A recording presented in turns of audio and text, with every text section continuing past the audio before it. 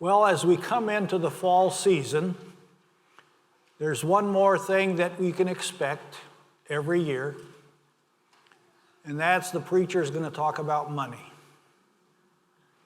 And you're already saying, come on, preacher, you talk about money all the time. Well, no, this is the first time for me.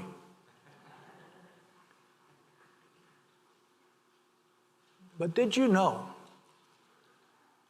that when you look at the entire four Gospels and you look at everything that Jesus spoke about, the one topic that comes up as number one in the top 10 is money. Heaven is down lower in that group. And we, of course, think that that seems odd, or is it? Doesn't money affect so much? And in today's story, Jesus lifts up a widow, someone who in that culture, in that time, was considered the most pitiful, most needy, the most difficult life of all. A widow who did not have someone to care for them, a widow that barely could make ends meet. You may be familiar with this story with the King James Version, which says the widow's mite, M-I-T-E. And this story is about giving. But the story has a whole lot more involved in there. And I want to place a little context around that and begin with if you look at Mark chapter 12, you'll find that it begins with Jesus being challenged by the religious authorities of the day. You know the names of those groups, right? Pharisees, Sadducees, Herodians, and you go around quoting them all. No, we avoid those folks because they were always the bad guys. And the widow here in our story can in some ways be considered the heroine, the one that is lifted up. But as we look at the story a little more closely, we discover also that she is probably the victim of the very religious leaders of the day, the Sadducees, the Pharisees, the Herodians. See, chapter 12 begins with some folks challenging Jesus and asking him questions, hoping to trick him into slipping off in something that they can really stick it to him. And Jesus has been answering these questions, and the last one that you came up with here is that he asked, what is the great commandment? It's a pretty dumb question for a teacher, right? I'm sure he knew that before everything. I don't know what they expected him to say. Hear, O Israel, the Lord your God is one. Love the Lord your God with all your heart, all your mind, all your strength. But Jesus added, there's another one that's just as important, right? Love your neighbor as yourself. In the days of Jesus, a rabbi, someone who has become known as a teacher, would often come to the temple and pick a corner somewhere, sit down, and just begin spouting, begin teaching.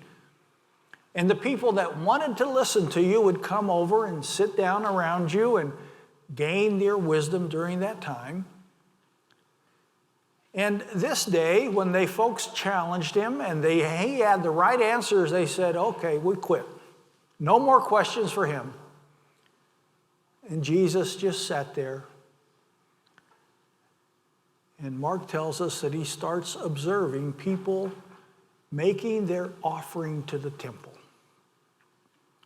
Now, you and I think of the offering as usually someone bringing the plate to us. Oh, by the way, we're going to start that again next Sunday.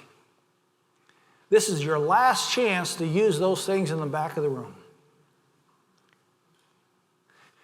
But in those days, the plate didn't come to you. You went to the plate, sort of.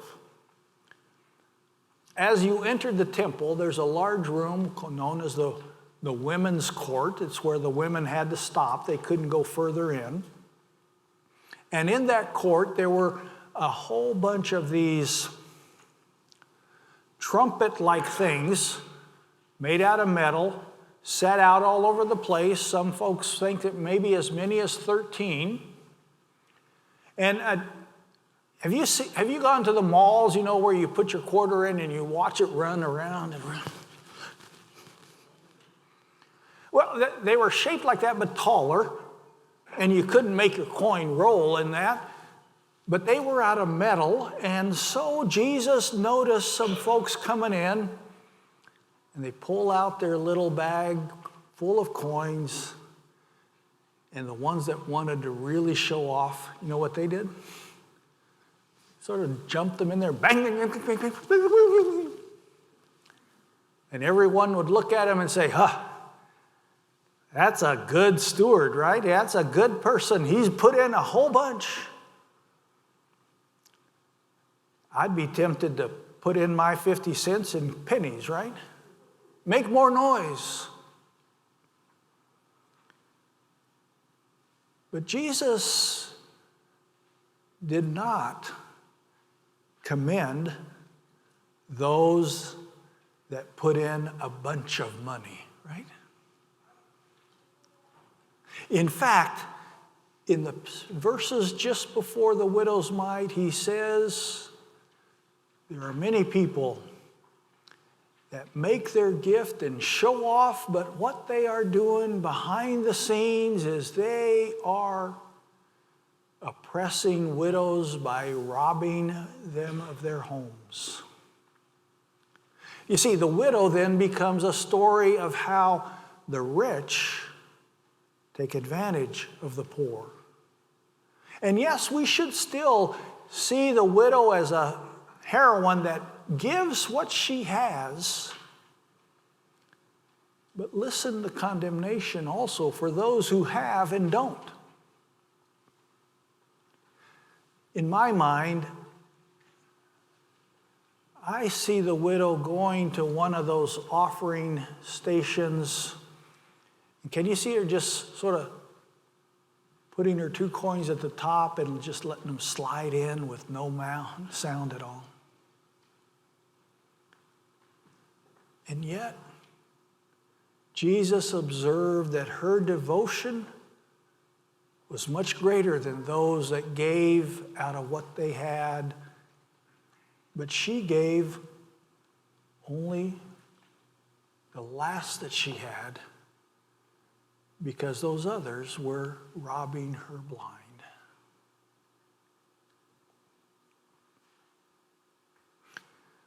So what should we take from this? Does this mean we should always give away everything we own? I doubt that. But I do remember a story that I'd like to share with you now, and that's of a church that had a reunion. One of these little country churches out in the fields. And among the folks that came to this reunion after many years away was a fellow that everyone knew was a millionaire. And when they did the time of testimony in the church, he got up and shared that when he was a boy, when he earned his first dollar, he kept it and he carried it with him wherever he went. And he was going to keep it that way forever. Except one Sunday, a missionary came and told the stories. And he was so moved and he wondered, should he or shouldn't he? And finally, he decided to give that precious first dollar for the work of that missionary. And he concluded and said, I think that I've been blessed by God with so much because of that sacrifice of my first dollar. We sometimes make that logic, don't we? And a little old lady in the back of the church, probably someone who had been his Sunday school teacher, I dare you to do it again.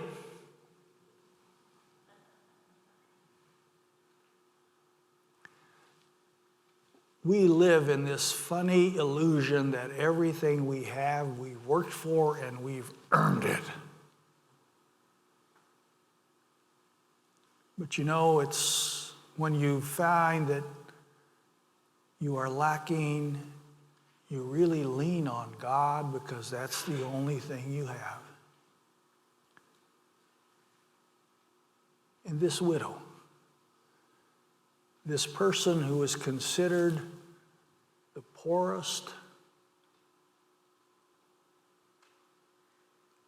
the one who was kind of on the edge of society and you pitied, she knew she relied on God.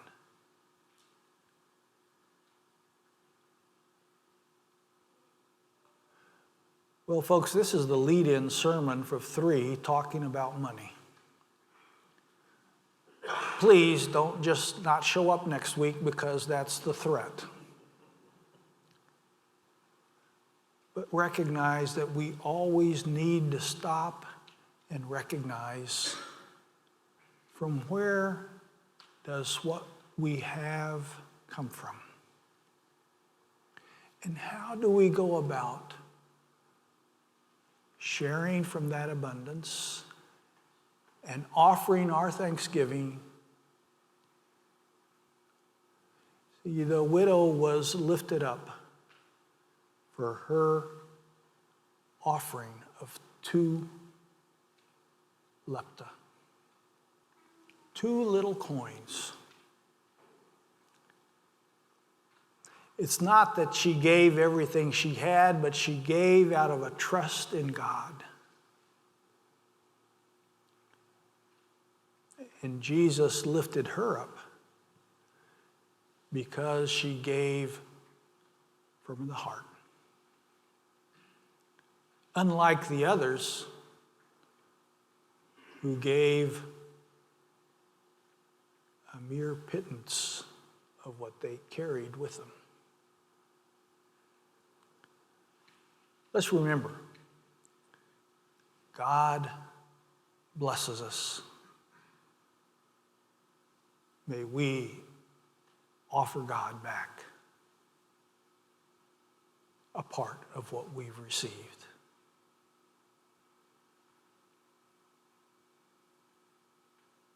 I dare you to do it again.